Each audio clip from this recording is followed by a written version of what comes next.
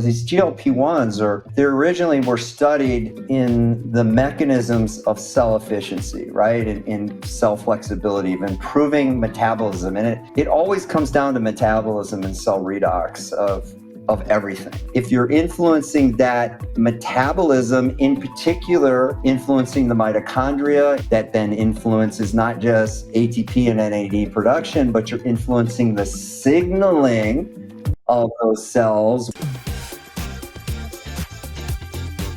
I don't know of other peptides that do that. I'm sure you know the neuropeptides better, but man, it's pretty cool how we can just take even the smallest dose in many cases and wind things down. And like you said, it doesn't work on everyone, but it can just sort of wind down the noise of all the noise across the board and then give them this window of opportunity, this neuroplastic window where they can relearn new behaviors and rewire them in. Anyway, that's how I see it. Yeah, and I think you're right on target. I mean, it's all relative to, most, we always learn things we've learned a tremendous amount about these metabolic and molecular pathways through normal cell function with good exercise, good diet, good sleep, and so forth. And then we learn the other extremes of the disease states and how these things occur. And then when you have that information, like you indicated here, you had people that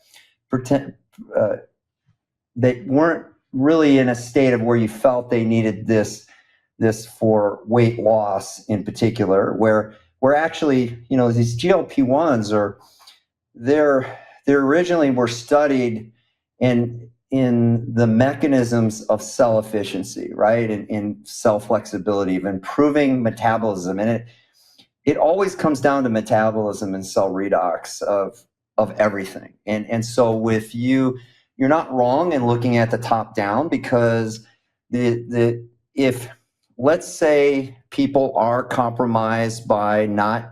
So one thing that you should know too is that you also have the capability of producing a little bit of GLP-1 in the brain too. You can, it's not in the gut.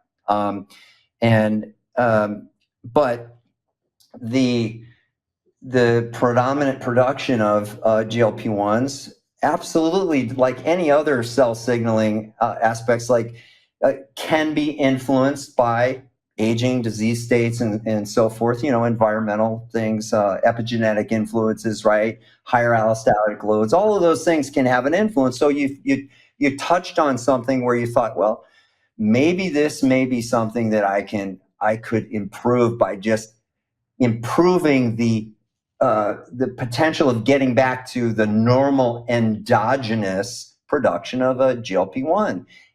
So those GLP-1s in the brain, from looking at, you mentioned in the brain, if you're working on cell efficiency, let's say the microglial cell, which is a cell that influences significant cytokine, chemokine, proteases that are influencing astrocytes and neurons that create this inflammatory state. They phase change right into an inflammatory type of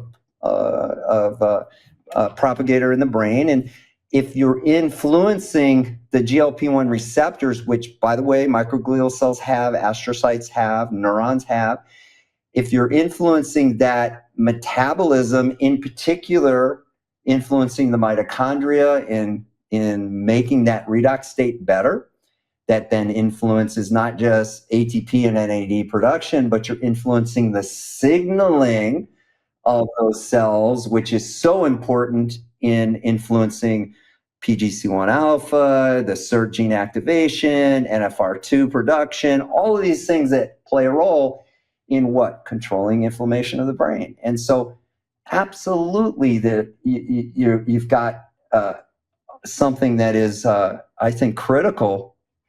Again, not just in the brain, but in the kidney. I mean, here's just another thing to throw at you. years and years ago, they said, oh, you can only use GLP-1s for stage 4 kidney disease, maybe stage 3. Got to be careful because this could work against the kidney and cause kidney failure. And those of us at that time said, well, that's complete bullshit, because if we're improving the aspects of cellular function in the parietal cells and in particular the mesangial cells of the kidney and the podocytes, well, wait a second, we should be improving glomerular filtration and kidney function. And in fact, what have we seen now? Oh my gosh, the literature now is, hey, how do you keep somebody from a kidney transplant that is in kidney failure? You put them on a GLP-1 and you're going to preserve that longer. So look at where this has come. And so I think it definitely, resonates with what you've said. It's like, hey, here you kind of hit upon one of those pathways of a peptide that plays a significant role, again, in redox control, cell efficiency, and flexibility. And you mentioned, are there other peptides specific that can do that? Absolutely, and they're different all around the body. But the GLP-1 is one of those really cool ones that has so many different areas it works in. And that's why it's always caught my attention, and why we've been so focused on trying to teach healthcare providers this information for over 10 years. And just all of a sudden now it's like everybody wants to know about it. I'm like, Jesus, where was everybody 10 years ago? I think the whole, that's a whole other topic, but people are fatophobic. And the minute you start talking about weight loss, they don't understand.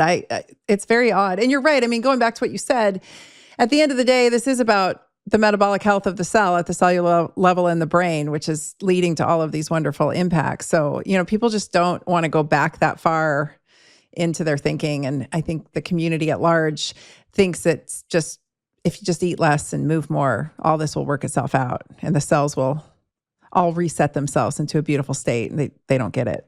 Absolutely. And I think really where it's gotten even more fascinating is on the research side of where we knew GLP-1s were the beginning, but it was, what are the next steps in the evolution of these GLP-1s that can even improve that cell efficiency even further to mimic normal cascades of different pathways that need to be activated when GLP-1s are working efficiently. And that's where it's gotten really amazing, in introducing the terzepatides, which are the dual agonists. And then I'll never forget when they introduced